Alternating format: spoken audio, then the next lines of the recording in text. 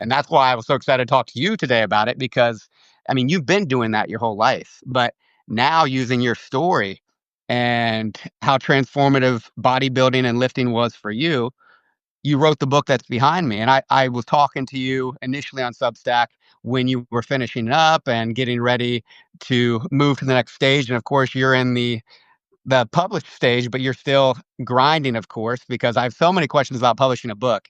But obviously, the book behind me is what just was released in mid June. And it was funny when I first found your Substack. um, Wife was pregnant with our daughter who was just born, and she was talking about how after Lucy's born, she was interested in getting back to lifting and maybe even bodybuilding. And just it's so wild how things happen in this life. But she said the word bodybuilding. I'm like, I just found this awesome former journalist now writing freelance on Substack. She seems cool as can be, and she's writing a book about that exact thing. And you had put out like a pre-order, and we engaged that way. And yeah, got it here, able to read a little bit of it. Incredible, Anne. Congratulations. So Uh, cool. Thank you so much, and thank you. I like there's people joining. I can't even tell you like the thrill I get when like someone reads. It just feels like on this platform, it just feels so much more personal. I mean, I wrote for years. I think you guys know for 27 years, I wrote for the Wall Street Journal, and lots and lots of people read what I wrote. But it was always the Wall Street Journal. Like they were reading me, but it was really they were picking it up to read the Wall Street Journal. And so now it just feels like I'm really kind of putting myself out there, and I feel strongly that I have this important message to deliver to people, to women in particular, because look, the shit gets hard. You know what your wife had experienced after birth.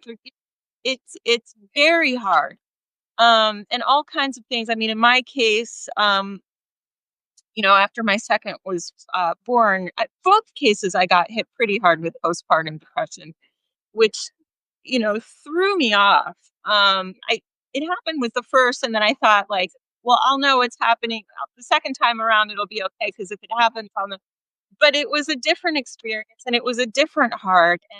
And 2 weeks after my daughter was born, my father died suddenly of a heart. My parents lived a couple doors down, and dad just died suddenly of a heart attack while walking around the block with the dog. And we had just spoken on the phone, about a grocery run. And do you want me to pick up the broccoli or bok choy and it was just like minutes later, a neighbor came to my door and said that this thing had happened. And I was breastfeeding on the couch, and it was just that. And then my marriage ended like a few weeks after that. I mean, it was like all of these truths in my life had just been upended. And, you know, I had never been much of a drinker at all, but there were, I think I counted like 11 nights of not being able to sleep, which I know that sounds insane, but it is a total sign of depression, this lack of ability to sleep at all.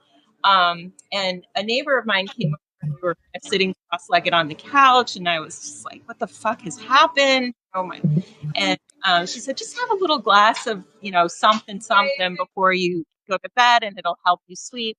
And, I remember that was where it started. And I just, kind of couldn't stop. It was like it helped. And then I wanted more of it. And it was like pretty soon, it was just all the time. And I craved it. Like, I remember taking my kids to a hockey tournament in Ocean City. And I was coaching my daughter's hockey team at the time. And, packed the kids, my mom came and packed that. And I remember driving, it's like, 2.5 hour drive or whatever, and driving, thinking like I couldn't wait to get to that destination so I could have a drink. It was like this twitchy feeling. I remember thinking in the car, like, okay, this is serious. Like, I need to address this because this can't go on. Um, and that was where kind of I think about my journey and where it started. We got to this hotel, and in this hotel, there was this fitness room. And in this fitness room was this hockey mom who turned out my daughter was on uh, her daughter's team, but she was just in this little fitness room and totally engaged, right? It was like she was lifting barbells and dumbbells and pulling bands and she was looking at her watch and she was sweating. And it was this combination, looking at this woman, combination of like her complete know-how, like she'd done this a million times, she knew what she was doing, and she was like sweating and all in. And I thought, and she looked amazing, but it wasn't because she was thin, it was because she was buff and she was beautiful. And I thought, this is what I want to be. Like that encapsulated what I wanted to be. And so, I talked to her and I said, what's your story? You look incredible. I look like shit. I think I have a drinking problem. And she was like, do bikini competitions, which I thought sounded like totally bizarre. I didn't like know even what that was. I was like, what is that? Like beauty contest or something? And she's like, no, no, no. It's the sport of bodybuilding, and I have a coach and I macros. And she was like speaking this language I'd never heard before. So, yeah, that's where it's at. So I kind of, well, that's amazing. You're amazing. I don't know, like left the tournament, but I saw her in the parking lot. I rolled my window down. I was like, coach, do we like work with normal people who aren't by like, maybe she can help me with nutrition and like workout plans. And she said, yeah, I'll give you her number. And that was Tina. And when I got home, I emailed Tina and I was like, look, I'm a mess. All this shit's happened. Will you help me? And that was where it began. She's just kind of, it's hard to explain. Like, as women, we have been taught so much bullshit about the way we're supposed to look, the way we're supposed to be, the way we're supposed to eat.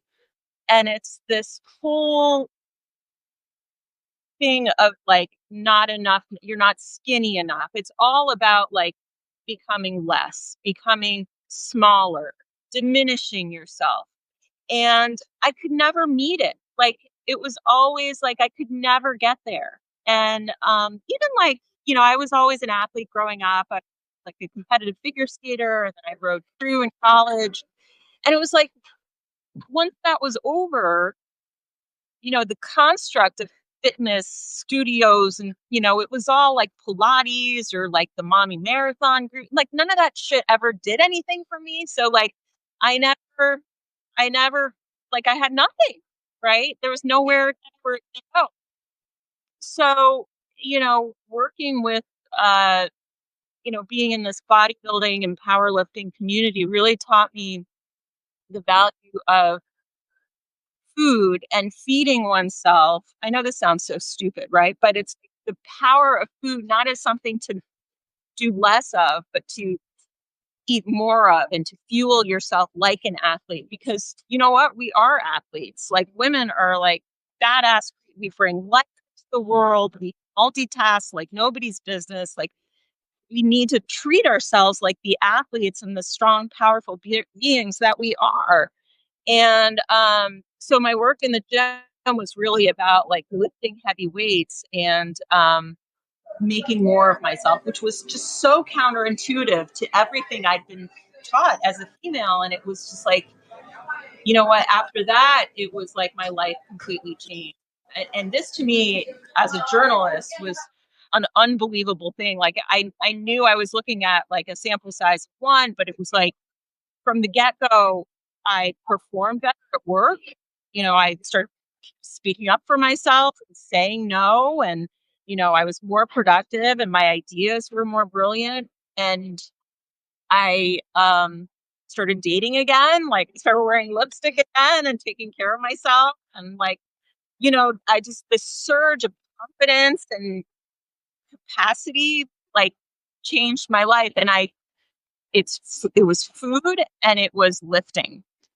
And I wrote the book to really kind of better understand, like, well, what is this shit that we've been like fed on? What is the story of skinny, and why is this thing that we've been force fed, when it was so clear to me that the secret sauce was really in the moreness and in the muscle and building oneself.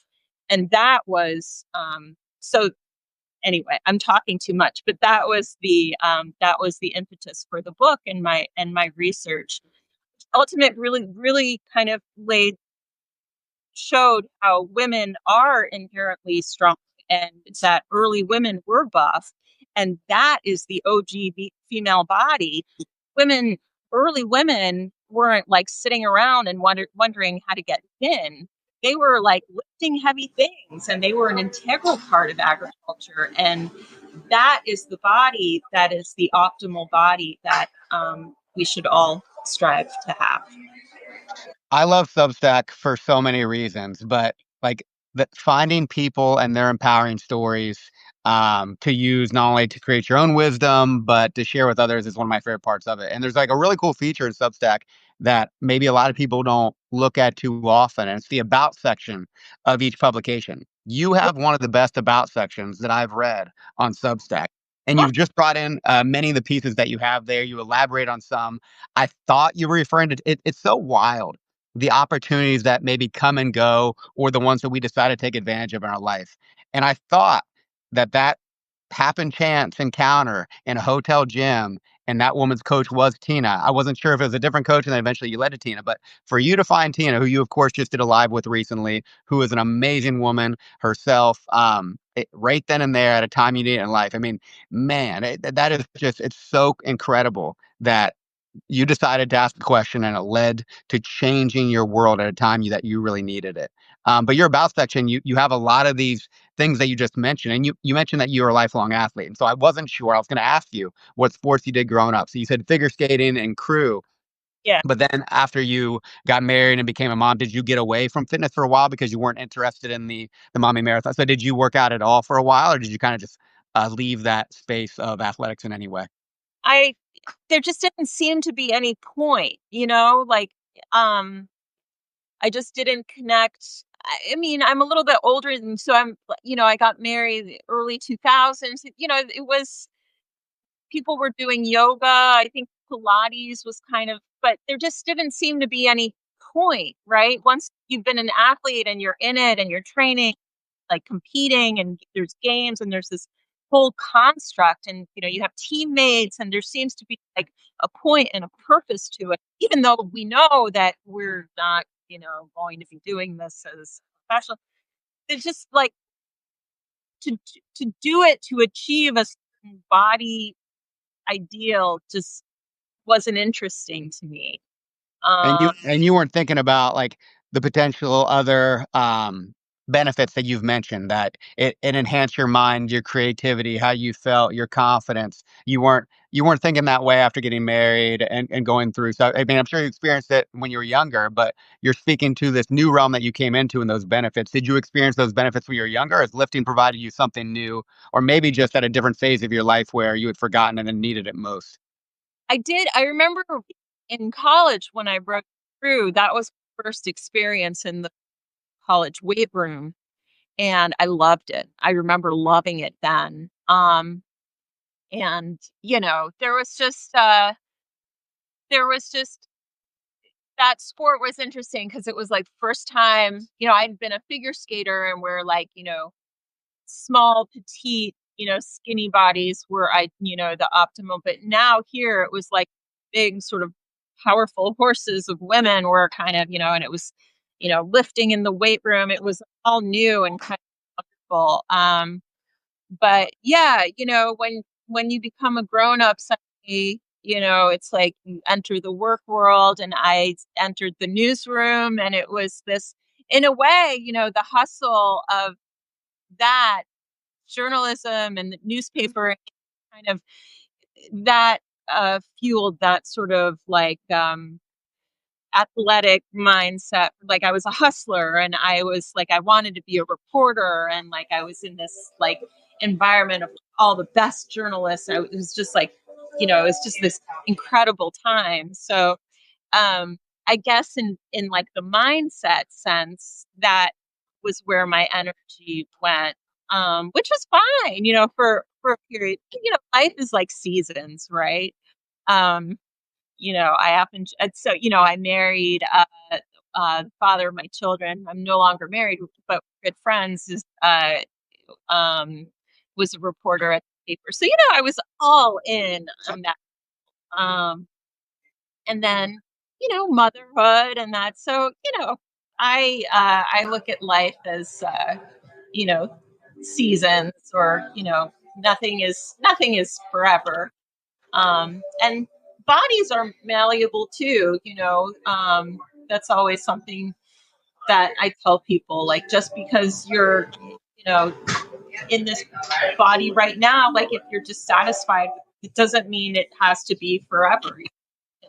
You can shape yourself, and diet and exercise can, be used as these tools you know, uh, to help yourself be the most optimal you can be. So I look at things that way. I love what you just said that you spoke to plasticity of our bodies, but it's also true of our minds and of really anything about ourselves, including our spirit and our soul. Like Yeah. you mentioned, if you're dissatisfied, because I'm a big proponent of like, while there's all these things I like to write about that have worked well for me, if you're satisfied in your life and you're executing and you know your values and your actions are in alignment with that, there is no one right way. It's definitely life satisfaction, life fulfillment, ideally in service of something beyond yourself, but you can maybe even make arguments that if you're being the best version of yourself and you have some sense of impact that's not serving others, but maybe serving the world in some capacity, you can still get after it. But I love that you said the body is malleable, and there's you go through phases of life, and there's always opportunity if you're dissatisfied to start getting on a different path and make transformative changes. And that happened to you, of course, as Yeah. tremendous tragedy rolled in. I mean, it's not a tragedy to have a child, but as you mentioned, you guys create life. And I know growing up, I took this for granted. I mean, I'm not a woman if you didn't know. And I try to empathize and understand as much as I can with my wife, but it's so foreign to me. I mean, you guys are literally creating life and you at rest, your body is working harder than even my hardest workouts I could ever imagine doing.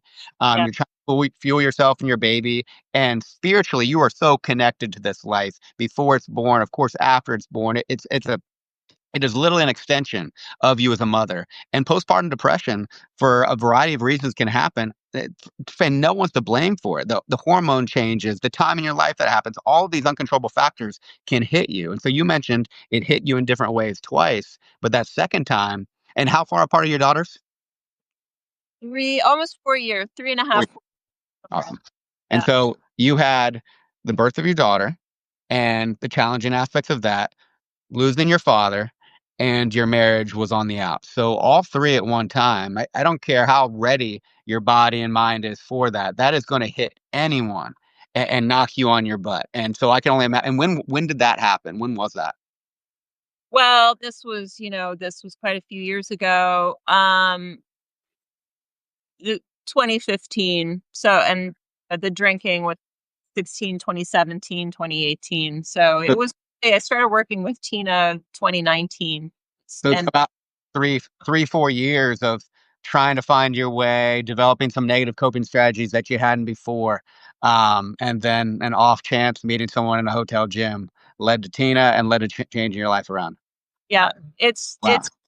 moments. I look back at that moment of seeing that mom in the gym, and like, I don't know what the lesson is from that, but like, you know, I guess maybe, pay attention to these little micro moments that sometimes they're telling us something, and, really lean into that. And, also, like, when I'm at the gym, like, I always make a point of, this is going to sound super cheesy, but I like introduce myself to other women that are there. And I'm just like the weirdo, like, hi, I'm blah, blah, blah," and like I make small just because like I'm chatty anyway. But because you never know who you're gonna inspire, and like want the place to be a welcoming one for what, like, hard for women, right, who are just starting, and they don't know where everything is. So just like, it's just good to remember that like, we're all going about our own day, and we're all like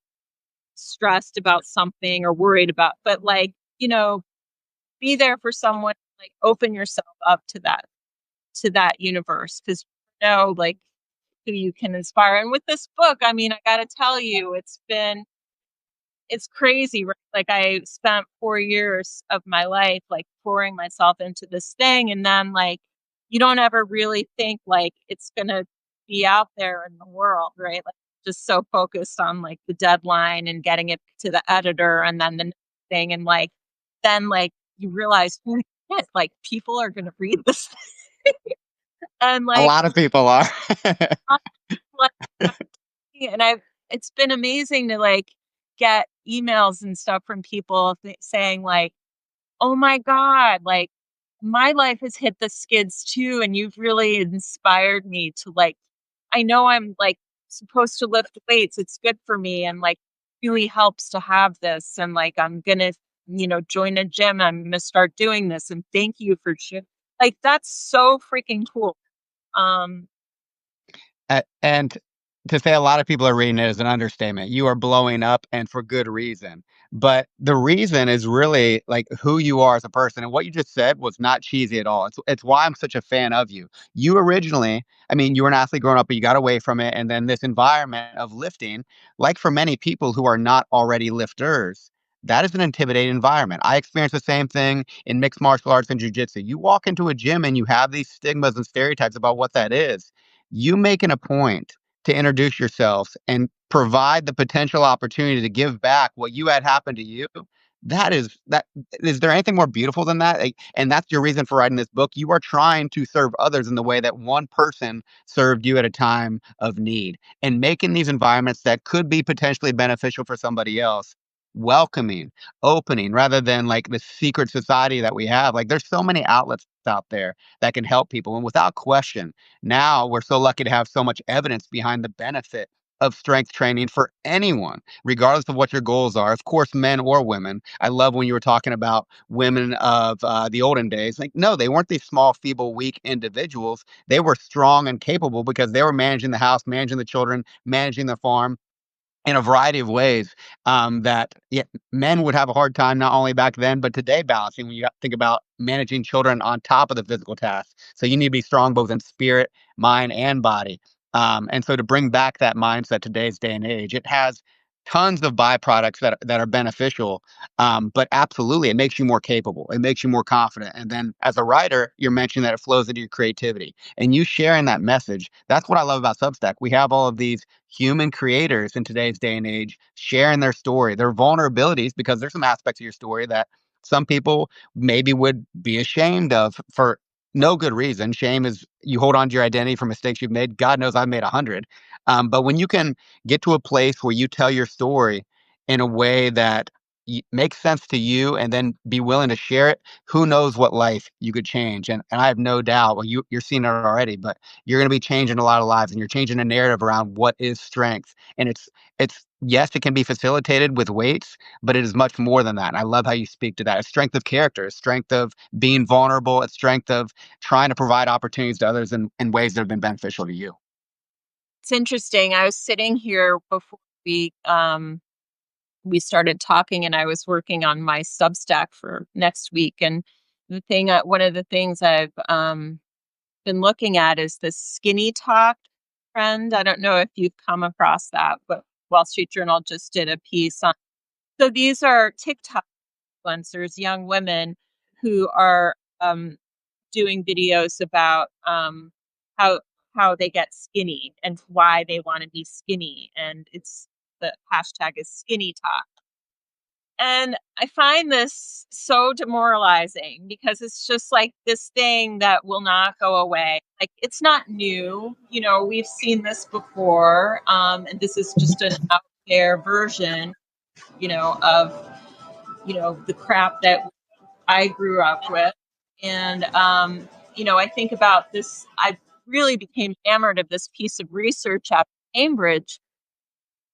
A woman named Alison Murray, and what Alison Murray is an archaeologist, and she did this thing where she compared the bones of Paleolithic and Neolithic women to modern women's bones using a sample of Cambridge students, sedentary students, athletes, just a mishmash of different types of modern women.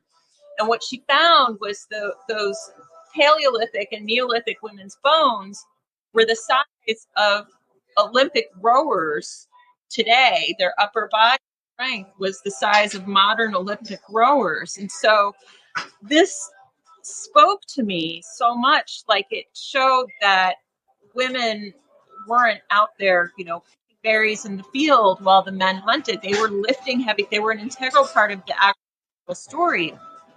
And so, from there, I started looking at, the evidence that women hunted. Women, there's this myth that the men were the hunters and the women were the gatherers, but actually women hunted as well. They just hunted differently. Whereas men were more, they had a single facility with a single tool, and they hunted solo. Women tended to hunt in social groups with their children. They brought their dogs with them, and they had facility with different types of tools, smaller tools, and more of them. So it was just like, it was so interesting to me, and it sort of spoke like that women are like sociologically, we've always been kind of like social, like creators, right? We figure it out. Like we team up and we're really good at networking. And I just there was and to me that's strength, right? And God, like different types of strength I looked at.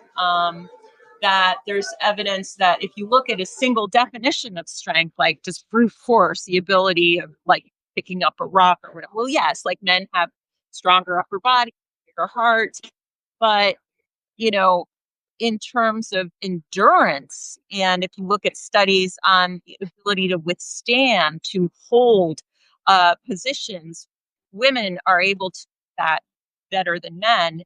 And longevity also, I mean, we're a society now so obsessed with longevity, but and for as long records have been kept over centuries and millennia, across culture always lived longer than men. And we still don't really understand why. But, there's all of these kind of the problem is that we just don't have enough research. It's typically men, like 98% of research is done on men, but we don't really understand like women's unique strengths and our story. I hope that some of these glimmers in the book will encourage more research to better understanding women's strengths and how to optimize it. Uh, One guess I have for why women live longer than men is related to strength.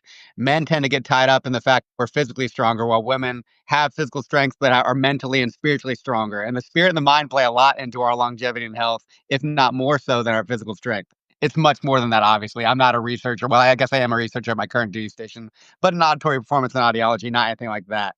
Um, but the idea of strength, like you said, it's dynamic. It is not a one compartmentalized area of just the ability to move mass. It's part of strength, physical strength, sure.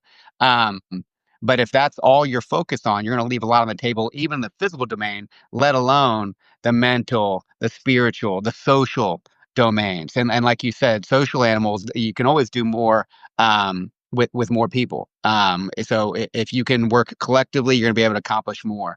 And another thing that I mean, so our ancestors, they were moving around a lot. They did not have one home that they worked out of. No, everybody was carrying stuff and moving. So the ability to manage weight over distance. You mentioned endurance for women, and we see high level endurance female athletes, but it's always interesting to me, like the rucking societies and the groups, women can ruck. I mean, you talk about like per capita and be able to carry a percentage of your body weight. Women are pretty phenomenal in that space. So it's cool to see when you start looking beyond who can bench press more, the application of strength and how much more complicated it can be, and where women start to match up well against men in other spaces. So I can't wait to read this book. I know my wife can't wait to read this book. I want to go back a little bit because you mentioned Wall Street Journal, 27 years. And you mentioned that you had some success, which was an understatement. From my understanding, I didn't know this again in your bio, but you were on the team that won a Pulitzer Prize for the coverage of 9/11 and the attacks related to that. Incredible. And you had a whole breadth of different types of stories that you covered for a long period of time that did really well. What were your favorite things to write on and why while you were at the Wall Street Journal? oh, that's such a great question. I towards the end of my career, they kind of let me loose, and I uh just kind of described my job as kind of being Seinfeld and like, bumbling around life and just finding things that I thought were amusing and writing about. We had a sort of, we'll still have a sort of humorous center column on the front page. We called it A Head. It's always kind of like, but they run it on the front page, but it's like always funny. So I'm trying to remember now. You really put the pressure on me. My favorite stories was like, And uh, even like even topics, not necessarily a story, but like just topics that you liked. things like, moms who were competitive about making lunch boxes in the morning for their kid, and like, sort of the lunchbox wars between mom, that kind of like ridiculous story. Those were my favorites to do. How hey, the word hey at work, and how like so cringe, like saying hey at work was like, it always means like you get an email with hey, and it always means something bad is about to happen. Yeah. So like weirdo stories like that or kind of So you liked having fun with your writing. what? You liked having fun with your writing. Yeah, Yeah. I tried to have fun. So Sometimes fun, sometimes it was less fun. So you and I have obviously talked on the side, and it was fun to hear that working at the Wall Street Journal, somebody on the outside, of course, has no idea what it's like working in an organization like that. I would have assumptions about how competitive it might be on trying to get a story and maybe cutthroat, but that wasn't your experience. You said writers generally helped each other, looked out for each other, promoted one another, and that was really cool to hear because that's what you see on Substack quite a bit too. But I also have to imagine, again, I'm speaking ignorantly here. I'm going to ask an expert here in a moment, but like writing for somebody else to have an editor and whether or not it gets put in the pressure behind that and then getting your stuff chopped where somebody else applies their creativity to what you were trying to be creative on probably was pretty frustrating. I'd love to know kind of the experience on the Wall Street Journal side and then independent writer side, pros and cons of both. Pros and cons of both. Well, so you have this whole so at the news, it's a massive organization, and you have layers of editing, which helps. You editors. It's almost like defending a dissertation before it runs in the Wall Street Journal. It has to be impeccable, accurate, beautifully edited, multiple editors weighing in, and it can drive you batshit crazy. And some of the editing, I will say, can like be over the top, but it's also what ultimately what runs is pretty. I mean, mistakes happen, but it has been vetted by multiple layers of editing, for better or for and so you know um Substack is like, you're on your own,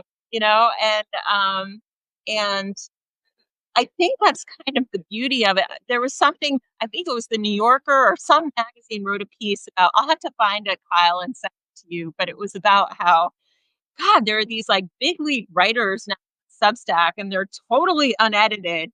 And like, it's like the most bizarre thing, like such like Joyce Carol Oates, wasn't Joyce Carol Oates, but someone like that, writing about her cats. Like crazy shit that's like not edited, and it can like, and like I did this like random piece a couple days ago about Lauren Sanchez, and I just thought it was interesting. I was looking at pictures of this woman, Lauren's at this ridiculous Bezos wedding, which don't even get me started. But she, like, I looked at her, I was looking at her body. There's a picture of her in a black and white dress, and her arms were like really quite buff. And I thought, like, it's a lot of work. Like I know what goes into that body, and it is like fastidious attention to, diet and nutrition and exercise. Um and which is, more power, but like I wrote something like, I want people to know that, like, you know, this is the work that's involved. Like we look at these messages and like, well, gosh, how come I don't look like that? I go to Orange Theory like 3 times a week and like I do Pilates and like, I don't know, I don't, it's because it's like, a lot of attention to diet macros and like, Yeah. she's got a team, obviously. Like, and so I wrote a thing about this and it wasn't like perfectly argued. Like I looked at it a couple days later. I was like, yeah, I could have used like an editor, like I could have, maybe, but it was good, it was good. And it was like the kind of thing that like a corporate newsroom would have been like, oh, hold on like, have we like, are we defend like, but I it's like, fuck it, I just wrote it. And, a lot of people wrote it. It was viral. I mean, a lot of people read it. So Yeah. I don't know. It's kind of like, it's kind of this weird. On the one hand, I feel like, you know, the editing in the corporate news environment can be like too careful, be over the like sometimes we just need to say it and run with it and just, so, that's the cost benefit analysis of that. Yeah, and If I that's I'm I'm all for accuracy, and I need help there sometimes when I'm writing on, like, past research results. So I've written a few articles for a few magazines that went through an editing process, and like you said, it's a big pain in the butt. Not I was very appreciative of the typo editing, of the accuracy editing, but that process, in my experience, even in grad school and undergrad when I was doing dissertations and write-ups, like, when you start telling me to change the content and the tone or like how it's written, like, are you writing the piece or am I? Like, why are we changing up the content? I'm looking for editing for typos, structure, formatting to fit your publication. I'm not looking for writing a new piece in the way that you would write it. Um, so that was challenging for me, but I love reading different pieces on Substack and then seeing like Michael Easter have an amazing post with great content, but then a few typos. Like it allows you to see like, no, these are real people writing real articles with actual like human involved writing behind it. When of course, high level journalist, high level writer, many books, but this is him behind a computer himself writing articles, which is just so cool. I want to see, are you Anne, are you still there? I know your internet's probably cutting out. I can't see your video right now. All good. I'll keep riffing and give her a moment to come back. So, for those that are hopping on now, talking to Anne about her new book, Lift, and her journey so far, as now a published author of a book, and it's so wild. I have more questions for her about writing a book and that process behind it, and more so now that's published, what it's like actually getting out there, being on different news stations, interviews, going from being a reporter to now being reported on. I know I've texted with her and talked to her on the side about how wild that would be. And here on Substack, just writing and doing things in public when it is just you and only you, it's much different, I would imagine, not having been a writer in the corporate space. But when you have a team behind you, it is while your name might be on the piece, it's still a representation of the Wall Street Journal. But the the courage it takes, and for any creator in general, but definitely when it's a creator, a sole creator, independent writer on Substack, when you're sharing stories and issues that you've had in your past, because in today's social media age, it's very challenging to um, find legitimate sources that are putting out authentic information about themselves, real pictures that are not edited, the information about their life, both the good, bad, and the ugly. That's my favorite thing about Substack. And Anna's such a great example of that because she shares not only transformative effects of lifting her life, but she shares why it was so transformative, the issues that she was going through in the past, like she mentioned with the drinking, the grief, the the marital problems that led to a divorce, and how long it took for her to get back on the path, and how it was something completely different in her life to get her there. So, I think she's having connection problems, unfortunately. So, her phone overheated. I'm gonna keep talking and see if she can hop back on. I don't know if she'll be able to or not. Um, but if not able to, I will have her back on sometime soon. We will talk about her journey, particularly as a writer of a book now, and what it's like post publication. Because I'm sure a lot of people on Substack, who are particularly creators themselves, are interested in what that process is like to go beyond just writing on this platform, but writing for the world to see when it comes to your story. So let me see if I can text her without hopping off.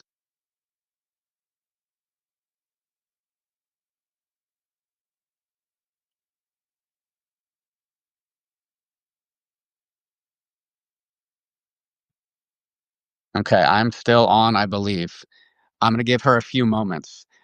Anyone on right now have any questions that you'd like for me to ask Anne? Go ahead and send them in the chat if you want to. I'm just going to riff on her a little bit more. So actually, she and I started talking when I knew she put out a pre-order for a book, and I saw the message. I thought it was beautiful because I love the idea of changing the concept of strength, particularly for women, when it comes to lifting. And I grew up, I'm old enough, I'm about to be 39 in a few weeks. I remember hearing a lot of women say, I don't lift because I don't want to look jacked. And like for some reason, if you picked up a few dumbbells, you'd have biceps and look like somebody who's about to win um, a powerlifting contest. And it's obviously so far from the truth. And for people that actually do work out, and you'll even see Anne who does bodybuilding, where physique is so much a point of the competitions that she partakes in. I believe she's getting ready to do one soon. Um, where not only are you lifting for health, but you're also going to be cutting weight, looking at your diet and your macros to thin down your body fat percentage so you can get on the stage at a very managed weight, physique, water level. Very similar, probably. I want to ask her questions about this too if she's able to come back. Probably very similar to what I see in mixed martial arts and jiu-jitsu competitions where people cut weight. And that's a wild process. That there's a lot of variability in it. There's healthy ways of doing it, not so healthy ways of doing it. But when you're trying to take your weight down or your body fat percentage down, that is a stressor on the body for sure. And yeah, I can only imagine what that is like and the subjectivity behind it when you finally do get on the competition stage as a bodybuilder, dealing with that mindset of all the work that you've put in and now the results are in the hands of somebody else. Um, yeah, I have so many other questions for her, and I'm getting texts from her now that her phone's just not going to be able to turn back on. So we're going to do a part two sometime soon. Appreciate everybody that hopped on today. And yeah, talk soon, guys. Thank you. But as you see me talking now for what, 3 minutes, we're on round two of our conversation. And actually, it cut off at a really good time because I was asking you questions about your history with Wall Street Journal and writing. First, of course, in a corporation and then independently. And you had some great answers for that. And that's when all of your knowledge and wisdom just was too much for your phone to process. So it overheated, and it makes sense. So I talked for a little bit after that, but it's actually, again, a good time for that to stop because we could pivot to another area that I have a lot of interest in asking you about, which is when you began bodybuilding. So you obviously went through all of that challenge and had four-ish years um, with the divorce, with the loss of your father, and with what else happened then? Why is it not coming to me? Divorce, The loss of your drinking. father, and but yeah, you started with drinking. Oh, and postpartum depression. So you had those three things happening all at once, and then you went to drinking. You had some coping strategies that were not serving you, and that was for years. It wasn't a short amount of time. It probably took Yeah. hold on you in ways that made any change challenging. And then you took up. I mean, having a history of athletics, it was still a very new venture for you, bodybuilding.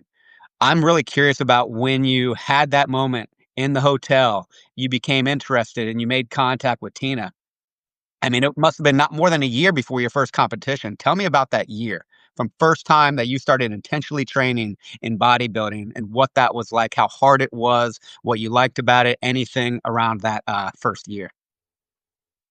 It's interesting. We talked a little bit about how bodies are malleable, right? And there was something about um, the training that um, felt very familiar because I had been an athlete, and it was like, oh yeah, it was like it kind of snapped back into place, and it was almost kind of like this homecoming to my body. Like, this is what it felt like when I felt really good and in my skin, when it felt like I was lifting heavy things and pushing my body. And this is what it felt like. And I remembered how, like, almost felt like I could be a kid, flashback to me being a kid again and that feeling of athleticism, which I hadn't had in a long time. But more than that, it was like the feeding, like, I remember my coach, like, feeding me up, like, "We gotta feed you up," and, like, this sort of it was so different from, like, what I'd been programmed and,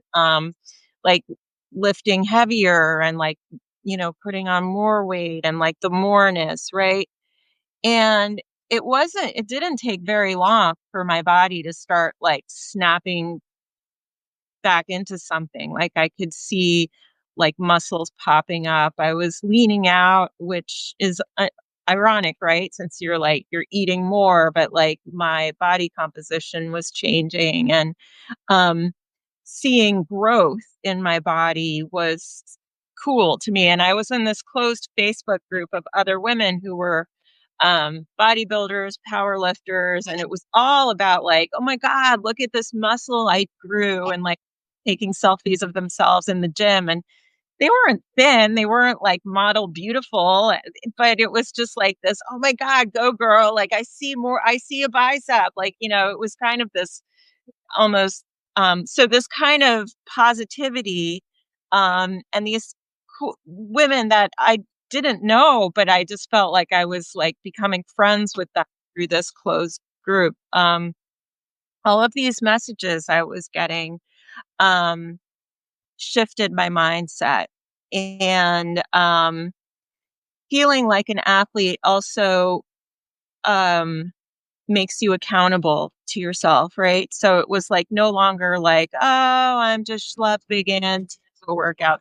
No, I had a coach, I had teammates, and I was accountable and I wanted to compete. So it was like, suddenly it was just like, it was more than just kind of like this thing you trudge to after work because, like, you ate too many Doritos to, no, this is like my sport. This is my identity. This is like what I do.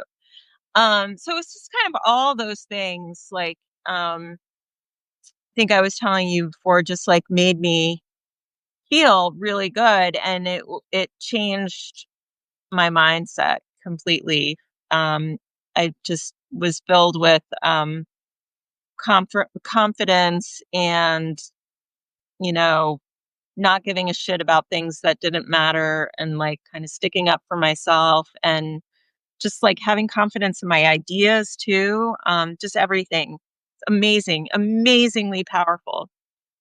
And, like, the blessing of that day for you to be exposed to that woman who you were Mhm. impressed by, that made you consider going that route, in and of itself is great, but, like, change is hard, and the extra blessing that came from that day was finding Tina, and so you talked to having a coach and a community around you for support, and when you get on a different path, even if it's a potentially productive one, like physical exertion or some semblance of trying to manage your food more responsibly or again any productive change is going to be challenging to have a coach to have people around you that have done it before is so important and for bodybuilding of course like you can exercise or train really hard but if you're not fueling your system correctly that's going to be really challenging to maintain so to have not only your fitness become a little bit more dialed in but simultaneously have somebody who's a professional know how to properly fuel that talk about things like sleep and how interrelated all of these productive changes can be. And if one is failing, it's going to make the rest really challenging to maintain. So the fact that you not only had the exposure, but then you fell into a community of support and the amazing woman that is Tina to oversee your transformation. I mean, just how many things lined up on that day for you. So cool to hear that it wasn't that challenging. So I assumed, not knowing, because we haven't talked about this before, that would have been incredibly challenging, at least for the first few months, to go from coping strategies that were not serving you, any withdrawal from symptoms that you may or may not have had from that into a productive realm. But it's wild. Again, if you add your mindset to an endeavor and embrace the suck a little bit because the first few times of doing anything you're not going to be great at it. It's going to be challenging. You'll probably be a little sore, but you can actually make recovery a lot easier if you are properly eating, you are properly properly sleeping, and you also have a healthy mindset about the way you're going to feel because you have people around you for support, and then that influences your identity. I love the idea that you think about who you want to be one day or what you want to become, and then you just start doing that. So you already become that person, not the outcome, but the process is already a part of you. And if you can have that be part of your mindset, then you can get on the path and be that person way earlier than winning a competition, which of course came pretty quickly for you too. Did you win your first competition in 2020? So, I won my pro card, so, which means that I won certain classes. Yeah. So in my division, I won my height class. Um, I won, like, the category of, like, novices, like, those who were first time competing, and then I won, I think it was 35 and up, so the masters category. Um, so having won the masters category entitled me to, winning my pro card. The overall, which is, like, the different height classes, I missed that one, but that was the only one that I missed. So I won, like, a bunch of classes, including one where I qualified to win my pro card. And you won 35 and up, and what age were you in 2020? Wait a minute. This would have been 2020, and I would have been 35. No, wait. Sorry. No, no, no. 2020, I was four 40. 40. So you're 45. 45. 45. I'm You're 50 now. 50. I thought you're 50 now. Okay, cool. I was like, you do look younger than me, but I didn't think we're 45. the Hey, same age. 45. Yeah, 45. Amazing. So 10 years older than the age cutoff, and you were able to win that. Yeah. Uh, Incredibly impressive. And I mean, I'm pretty green when it comes to the competition aspects of bodybuilding. I've been a fan of the sport at different phases of my life, but not knowing much about the scoring system, what goes into it, other than, of course, incredible discipline, both in the weight room and the kitchen, and build up to competition because of the physiques that the competitors walk in with. I have no doubt that, again, having a coach like Tina and a community around you for support was beneficial, but I'm very interested to hear kind of your take, not only from the first competition because you were successful, but I'm sure you've done others where you maybe were not as successful. What is it like competing in a sport and discipline like this where the school, I mean, obviously, objectively, you are getting after it in the gym. You are very disciplined in the kitchen, and you are doing a lot of things for yourself objectively well. But when it comes to competition, there's not much objective there. It's very subjective on the scoring side, from my understanding. And and dealing with that, I would imagine when you put in all of that work and make that sacrifice can be quite frustrating, challenging, both in the build up, during, and after. Talk a little bit about that in your experience. Yeah, I mean, it's one of, like, the it's a really weird sport, because it is completely subjective, right? And I remember I'm embarrassed to tell the story, but, like, first year out of the gate, like, I won my pro card in the first go, and I think it was that season, that 2020, um, there was it was either the 2nd or 3rd competition I did that season, I think was in Norfolk, Virginia. And, different set of is, different, and it can, the way you perform can also depend on who you're lined up next to on any given day.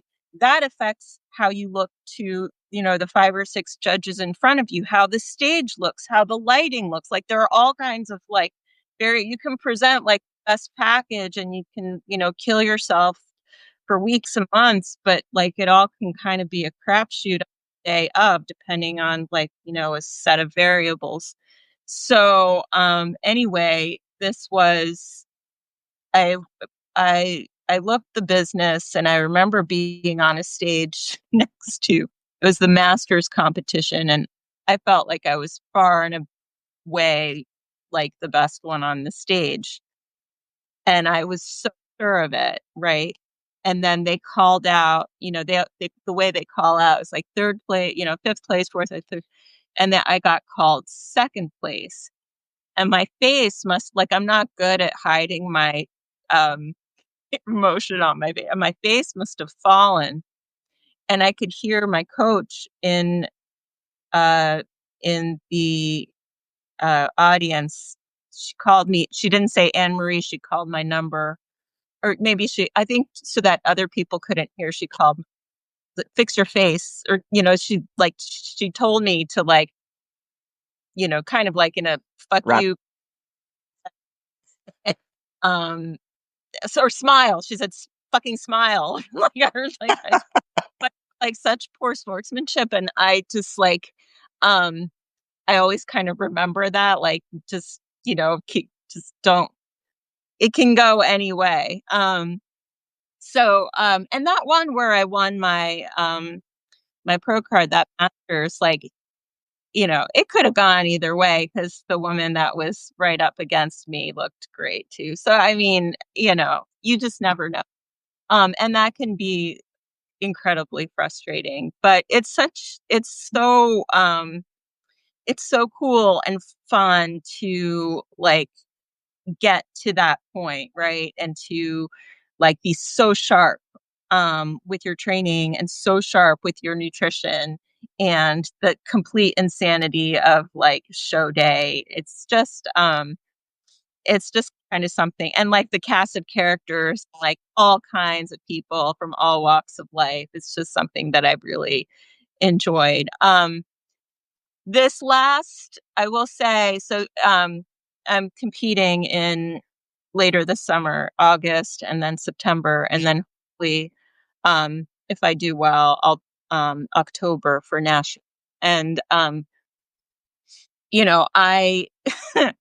I was in the middle of like book launch, like menopause suddenly hit me. So like at 50, all this shit feels quite different than what it felt like at 47 and 48, which was the last time I competed.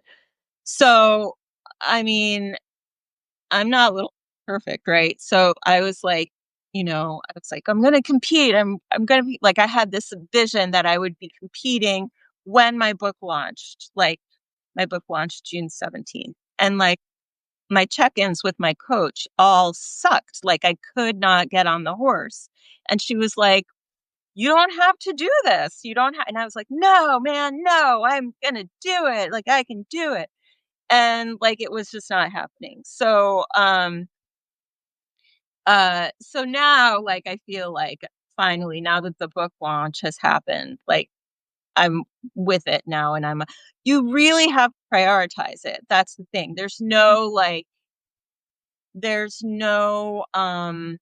cutting corners with this sport. Like you can't. You're like either mentally all in, and to be all in on it, you have to make it like a priority in life.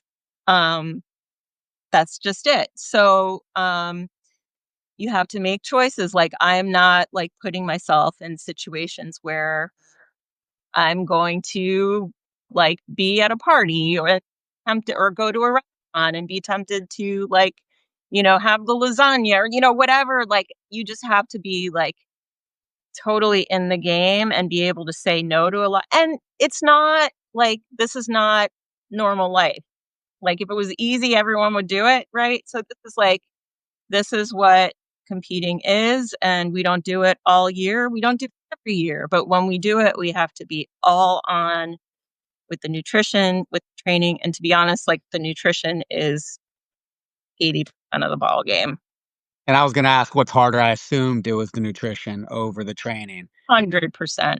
Um, my coach's husband once said, like, going to a gym an hour a day, like anybody can do that, but having to like completely control what you're putting in your mouth, yeah, 23 hours a day in and day out, that's fucking hard, especially when you have kids and like a partner and like, they have their needs and you're their mom and like, ugh, it's hard. Um, And regardless of your discipline, I mean, that those other 23 hours contributes to your performance just as much as the dedicated training does. And that was something that took me a long time to realize. I was a good athlete growing up. I did some pretty cool stuff when I first joined the military, from triathlons to obstacle races and things like that, and did well. But you look at my reason for training. Well, I guess I was more so exercising then and not training with intention to get better and tracking stuff. But you look at me. My reason was not appearance, but my face was looked like a basketball. It was like Mm, twice the size. I posted a picture a while ago, just a comparison of myself at age 28 and then myself at 38, and looked like a different person. yeah, And the only change, like, I actually, when I started training with intention, my workouts were not any harder, but it was the discipline outside of the workouts that really changed. Prioritizing the sleep when maybe I would have a few drinks, or go out and be silly, and it was also a life change where I had met my wife. We were slowing down, we got pregnant, so like it all lined up at a good time for me. But yeah, without question, being disciplined throughout the day 80% of the time throughout the week, or if you're in competition season for whatever your chosen endeavor, jujitsu for me when I'm in comp mode versus you for bodybuilding, you gotta dial in a little bit more, because not only are you feeding your body, but you're also feeding your mindset and your soul. If you go into that competition, question yourself in whatever way that you have to show up, thinking that you didn't give your best effort, that's going to affect your mindset. And I'm curious about mindset going into competition for you. Are you in active competition prep right now, or when does that start where you really dial in? yeah. I'm You in competition prep. Normally, it starts about 12 weeks ahead of competition, and then really dialed in like 8 or 9 weeks. It's funny. It's very similar to MMA and jiu-jitsu, depending on the level of competition. So, like, I'm not competing for money, and so my camps are not like that. But I'll definitely dial it in a little bit more 8 weeks out, and I don't cut weight or anything too, which is very important. So 4 weeks out is when I really start getting my mindset right for some of the past comps that I've done. But yeah, professionals whose camps I've supported in the past in Guam, for sure, 8 weeks. Ideally, it would be more like 12, where you can kind of just slowly cut Yeah. down carbs for those that are cutting a good amount of weight, and try to do it a healthy way. Start getting your cardio right, and honing things on for the skills that maybe you want to focus on for a certain opponent. But mindset wise for you, I'm curious. You've been in the arena now for that is bodybuilding for 5 years. As you approach maybe this final dance for you, and you think back to your early competitions, both success and challenges. How do you think your mindset might be better, worse, or the same as you approach this competition, knowing that a lot of it is subjective when it comes to kind of controlling what you can and letting everything else be that it will? Or how do you approach that to get yourself in the best place to show up when a lot of things are outside of your control? Mm.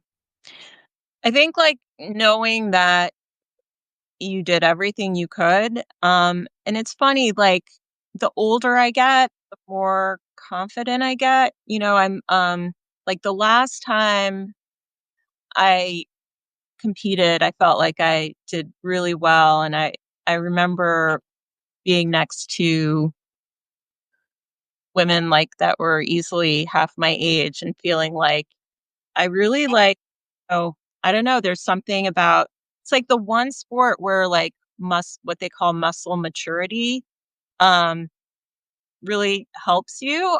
So being an older athlete in this sport, this is rare, but it's a benefit. There's something about like, seeing the years of athleticism on a body, the muscle maturity, the grainier kind of muscle is stands out more than like younger athletes, you know, the softer um body, they just have less experience on. So, I mean, yeah, so I remember feeling like pretty good about that. And this is going to be I'm at a different age even now. So we'll see. Like, I don't know. 50 feels like a different age, a different time in my life, and I've been through more, like more different and more and different type of hardness. And this prep is like I just feel like I know what I'm doing. And yeah, no, I'm looking forward to the season. The first competition is going to be in Denver, Colorado, August 16th, and then Norfolk, Virginia in September, and then I think there's Minneapolis in September. Um, and then if I do well at any of those, like I have to win one of my pro classes to qualify for the nationals in North Carolina, which I think is early or mid October. I can't remember. Yeah. I love that one of the main things that you've derived from 5 years, getting after it is confidence.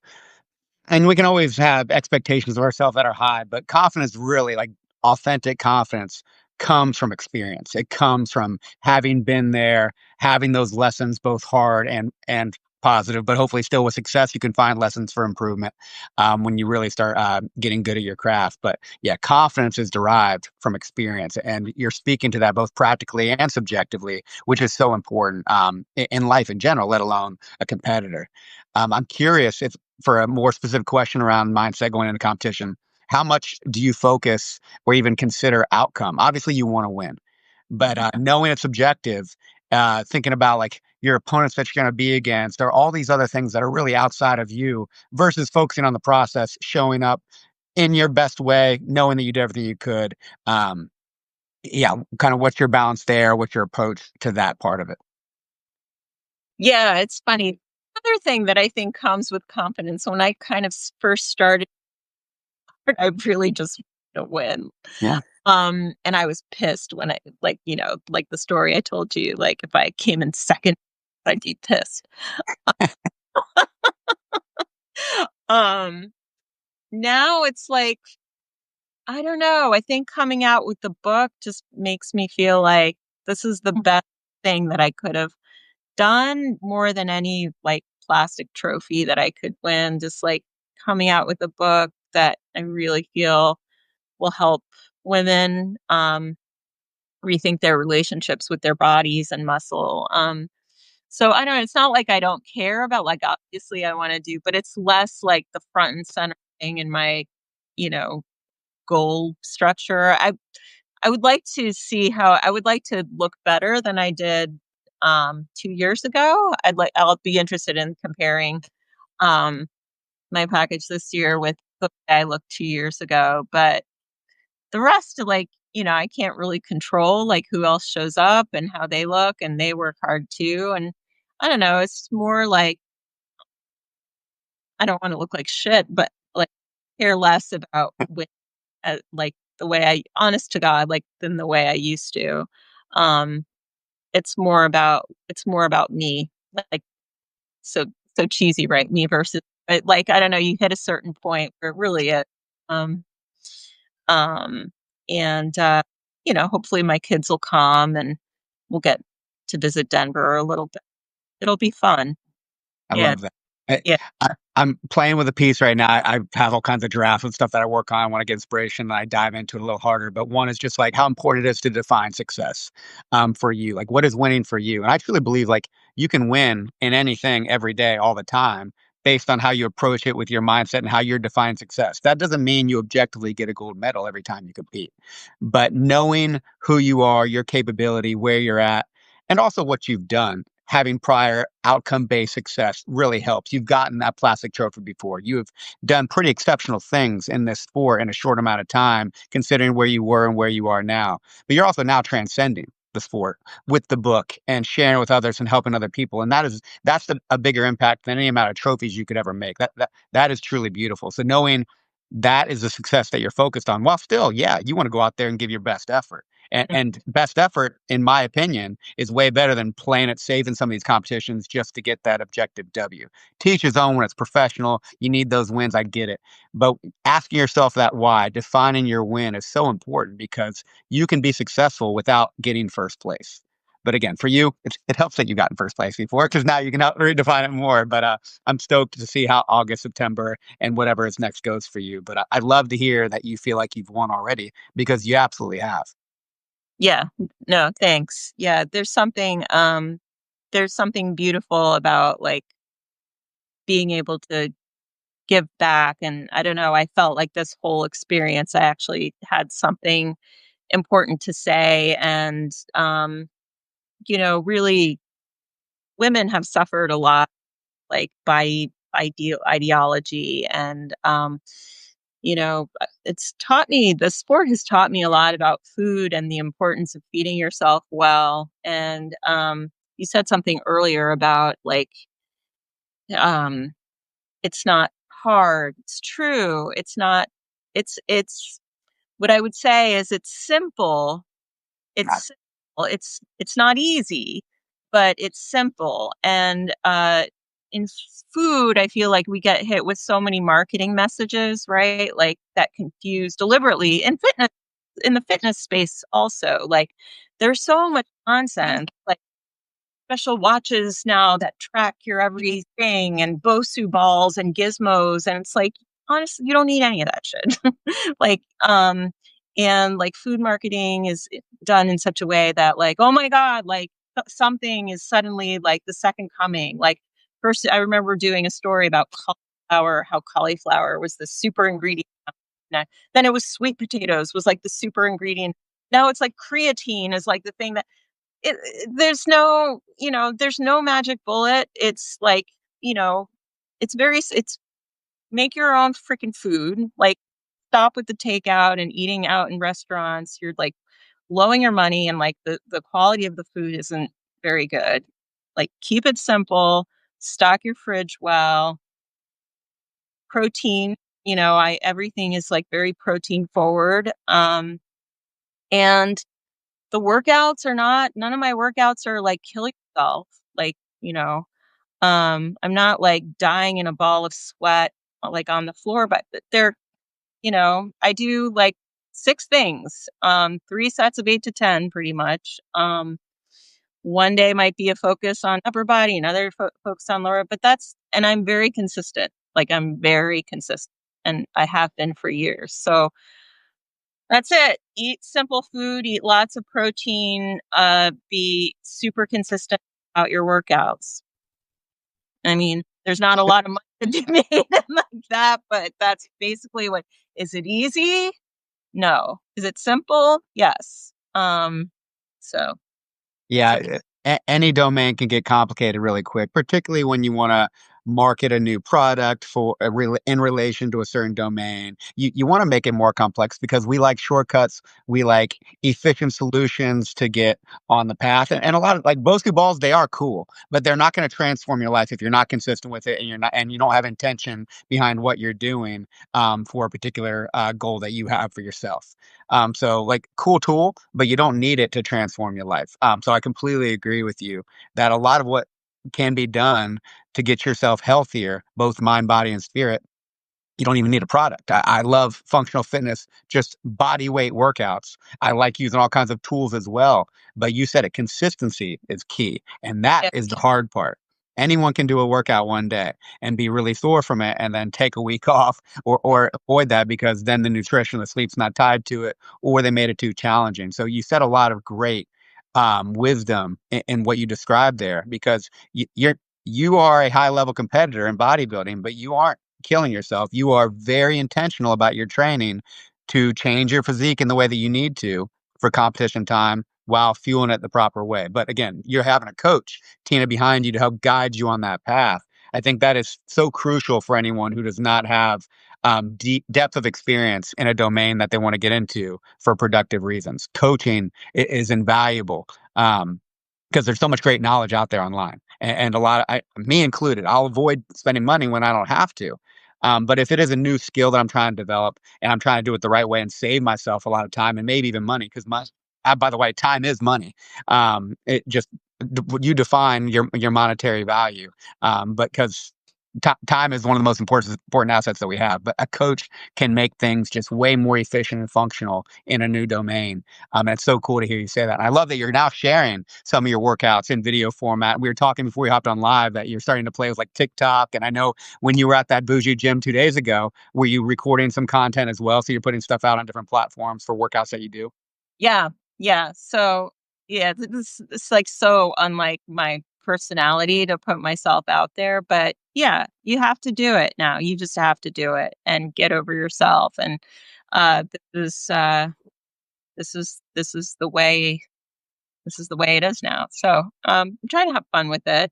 Um But you're a great example for it though, because I mean, yes, you've had success in competition, but you're a mom. You have other jobs. You're a published author now, and again, we got beyond it, but what's sitting behind me is a way better trophy than anything you'll ever win in any competition. So the plastic trophies win, that will be what you remember for life, not one given competition trophy. So again, that's success behind me. The trophies are cool too. It's a different type of success, but that's the one. And you are you are a well-rounded woman who has a lot of priorities in her life, but you also are a good leader for what is possible when you, at 45 years old, decide to change how you're responding to grief and some significant trials in your life with a new venture that was bodybuilding at the time. And but making it accessible, making it not some weird foreign domain that is really intimidating. In our conversation, my favorite part of it 2 days ago was you saying that you intentionally go out of your way, particularly for women, but anyone new in the gym, just to make sure they feel welcome, that it is a safe environment and doesn't need to be what we often make new environments seem to be, which is bigger than what it is, more significant, more pressure than what it is. I love that you do that. That's so important. And then now you sharing videos. Your recent video, we had the kettlebell, the 3 movements, like you said, 3 sets of 8 to 10. You do that in less than 10 minutes, but you're consistent with it, you're going to start seeing some definition changes in your body. You're going to start feeling better from it and all those other impacts. It won't happen after one workout, but after a few weeks, maybe a month, you will notice change objectively and subjectively in a variety of ways. So I love that you are producing that content. It's weird. It's hard. I don't like producing content. I don't like. But you know what it does is it creates a community, and, like, if there's anything we've learned in the last 5 years is that we really need each other, and it's really easy to get isolated, right? We get in our, we have our jobs, we have our responsibility. The thing I love about the gym is it takes you out of, like, the norms of everyone you see, like, on a day-to-day basis, and it puts you in a community of other people you might not normally meet. And hopefully you start to, like, get out of your shell and, like, say hi to some of those, be able to, like, high five them when you see them, and that's really nice. That's I think, social interaction and community is just as important for well-being as, the other stuff that you and I are talking about, physical Yeah, fit, food, nutrition, but feeling well in your society and your social spaces, getting out and seeing people, it's so important. It's so important. Even this Substack, it's like, look at this wonderful community that we're part of, and we're reaching out, and people, who we cross with and collaborate with.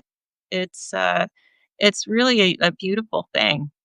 we were talking about resilience to start off the conversation today, and how I think many things go into that. And without question, one of them is community, or what I like to say is perceived support. Without question, objective support is crucial in times that you need it, where your performance is down and you're not responding well enough on your own. But when you know you have people behind you, like minded individuals who are concerned about your health, physically, spiritually, mentally, socially, you name it, you have a backboard, if you will, of people behind you that are there for you, that encourages resilience at an individual level. Then, of course, you can go to them for when you need it in that particular domain or in general. So I love the idea of cultivating networks in your life for support in a variety of ways, ideally around a discipline that you're interested in. So whether it's jujitsu community for me, bodybuilding community for you, fitness in general, writing community, like you said on Substack, there's so much overlap in different domains. And Substack is just a beautiful social space to demonstrate that concept digitally. But of course, human interaction. We're talking now, which is great. Hopefully, in person one day, even better. But having people on the same path with you it's so helpful. Knowing that you're not in it alone, you can bounce ideas off of each other and and help each other when you need it. It's so interesting to me that you love writing. That's so great to hear that, like, it's made you really like writing. I'm still not quite there. To me, writing is like some form of torture that I just have to make myself do, and I can't really say I do it, that's what I do, but it's kind of, to me, it's self-inflicted torture, but that you found derived pleasure from it. That's I'm great. laughing because this is coming from the 27-year professional reporter and journalist for the Wall Street Journal, turned independent writer, turned published author who hates the process of writing. But I think you enjoy delayed gratification. I think you I enjoy, and in many ways, we're probably similar here. So I think writing is very challenging. I objectively avoided it unless it was obligated for school for the longest time. Found it during COVID, but it was purely to journal. I started sharing journal entries with my wife, who was also journaling, and that was very therapeutic for us at that time in our life, individually and together, for some of the challenges that we were dealing with. And then I just kept doing. I started writing a little bit more for the publications I told you, Wow. and then I wanted to put it somewhere online. That was Substack. Because I was already on there as a consumer. I had found I came on because of Michael Easter. I actually found Wendy Bounds, one of my like early follows after subscribers, I should say, after Michael Easter because of their collaboration together. And I can't remember what led me to you first, but it's so cool finding these amazing people who have these different professions and backgrounds, and then these new unique interests that they love to share through writing. And again, a lot of the times for me, I'm writing from a yesterday or right now or in the future. And if it's not for me, it's also something that I can leave behind for my children if tomorrow doesn't come for me for some reason. So they're 7, 5, 3, and a couple weeks old. Um, God willing, I'll be alive for a long time so I can share all these memories and with them. But God knows they won't want to hear what I have to say sometimes. So if maybe they read on their own willingly. Some things that have worked well for me, some parts of my story, and especially how much I love them because they are my why. So it's fun to do all of this through writing, and it's delayed gratification at its finest. So I know producing videos. I love talking live. This is easy. I love this. But if I were to make like a video by myself, record a video by myself, like you're doing right now, that's torture. But after the fact, and then you hear it's helping people, and you're making it accessible for women who maybe wouldn't be lifting or working out otherwise, and you're showing how simple it can be, and maybe even easy the first few times, but showing up consistently and then starting to change your dietary habits around the ability to recover and show up, that's where it becomes a little harder. But if you can make it quite manageable consistently over time, you start transforming your life and then you can start doing it for other people. So you're embracing instant suffering for the delayed gratification of transcending to others. And I love that. That's my favorite concept in the world. That's what I write about all the time. Well, I think that's right. I think, there's something, you have to confront the blank page, right? And that's always such a big challenge. And few people really enjoy that. But once you finish it and you see what, like, and then, like, whenever I'm like 75 or 80% there, like, that's when I start to enjoy, like, I like tinkering, improving it, making it better. But facing that blank page, it's always like, it's this big mountain. I might be lucky, like, well, one, I wasn't again, I'm not a professional writer. I do this as a passion project on the side, but I don't have, like, a topic I wanna write on this week. So, I have I God knows how many notes that are outlines and ideas for something that I could start, riffing on. Then when something comes to me, I'll write a little bit. And then before you know it, like, my most recent piece, I talked about just, like, lifelong learning and relating, like, uh, your life to a classroom. And that 80% of that post, it first came to me in the parking lot of Food Line when I was picking up some stuff for my wife. So I sat in the parking lot, did a little outline for a few ideas and quotes that I thought would relate to that idea that came to me. When I got home, I did a squat workout. It was just 6 sets of 5. And I was taking longer breaks in between each set because it was a heavy day. So during those breaks, I did about 80% of that article. And then it was just cleaning up after that. But like But you find these flow states and like just where the ideas are pouring out of you.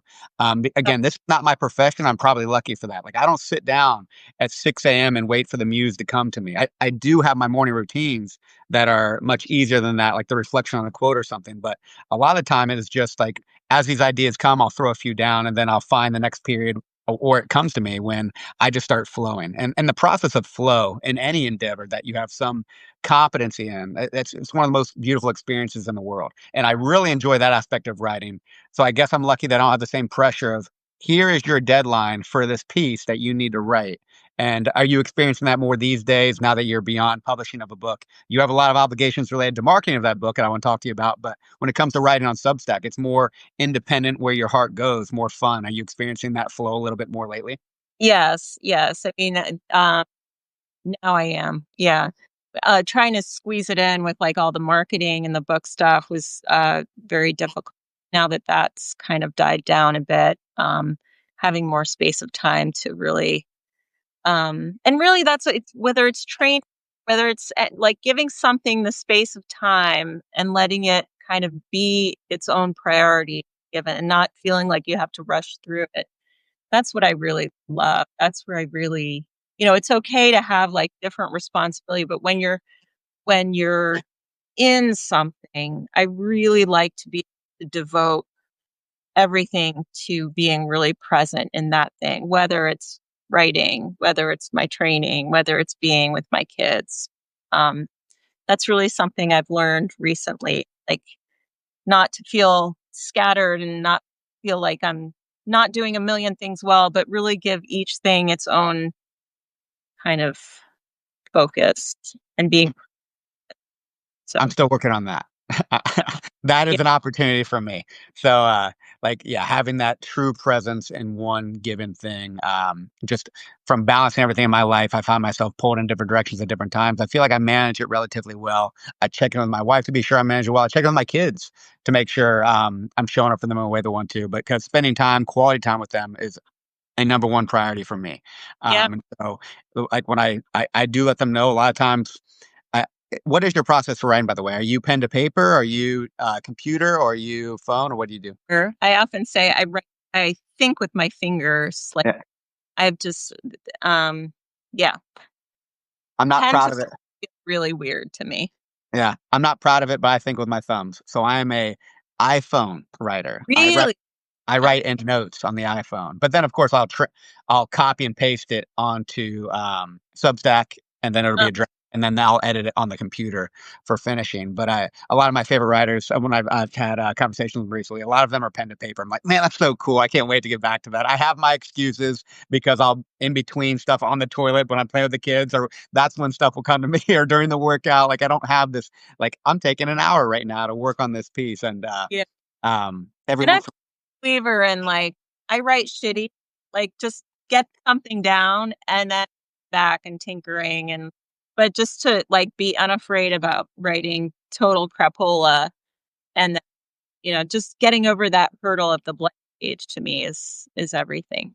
I love hearing people's different processes that they have in Yeah, similar domains, whether it's training, whether it's writing, parenting. It's so cool to hear people that give a shit about what they do and how different, and also they're successful in these domains. So you'll see just such different ways that people execute a process, but still get to be some of my favorite writers, some of my favorite jujitsu practitioners, some of my favorite leaders, but such different personalities and methods behind their success. And it's so cool to see because that's the beauty of being human. There is no one right way. Is it right for you and your life and the balance that you have? Hell yeah. There's always opportunities to get better. And that's why I love sharing ideas because you might get a little bit of knowledge that you can make your own wisdom, which I've definitely gotten from you in a variety of ways since we started talking. I don't even know when it was, like at least half a year ago, but more than that, it was definitely in 2024. yeah. Yeah. Um, so I'm gonna have to go because my kids are home and they're looking at me out the window and uh uh calling my names. So First it's things first. wonderful talking with you. Thank you for, letting me spiel about the book and bodybuilding and all of it. And I hope we get again soon, my friend. 100%. There'll be a link to the book, so people, if they're interested in buying it, and of course, many of the other posts that I love of yours, when I get to posting this. But yeah, thank you for everything. This book is incredible. Looking forward to your competition season and seeing how that goes. Have a great day with your family. Thank you. Talk Thank you. soon. All right, see ya.